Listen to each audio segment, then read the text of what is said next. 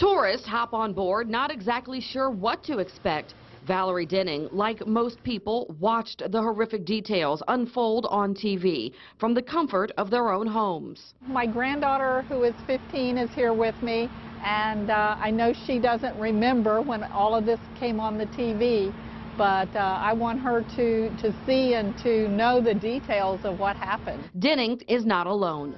Thousands of people feel the same way. So, in 2006, Gray Line started its Katrina bus tour, which is their most popular. We do the myth busting because a lot of people have ideas of what they read through the press or saw on TV, and we like to tell you what the true story is. It's a comprehensive look, a timeline of what happened. We're going to go by the convention center, and from there we get on the freeway past the Superdome, very important.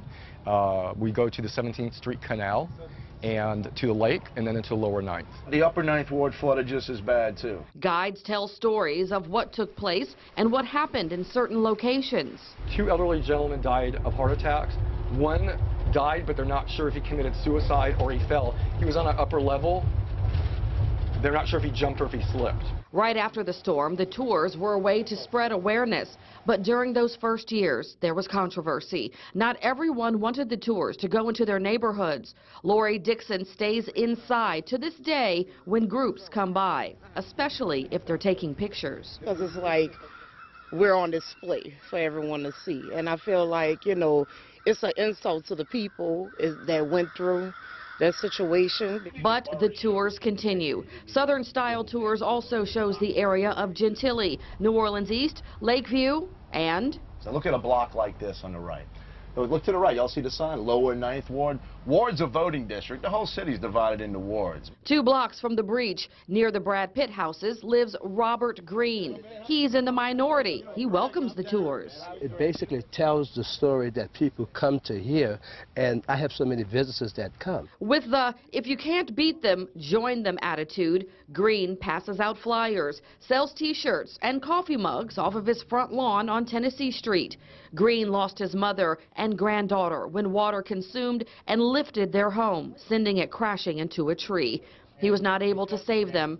To Green, this is raw education for visitors. And the first bus that came, people thought of them as gawkers, but gawkers became volunteers. Gawkers brought people back. Gawkers made donations. So to me, a gawker was the perfect person to come because those people were so touched, they came back. Guides also show the still empty lots, dilapidated homes, the spray paint markings on the homes that were searched, and the landmarks. You know Fats Domino? Yeah.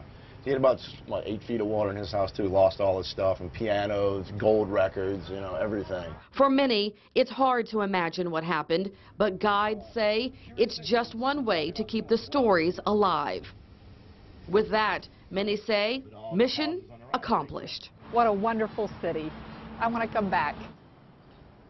So it's not clear how much longer the bus tours will run, but until then, those folks we talked to say they're dedicated to spreading the story of Hurricane Katrina.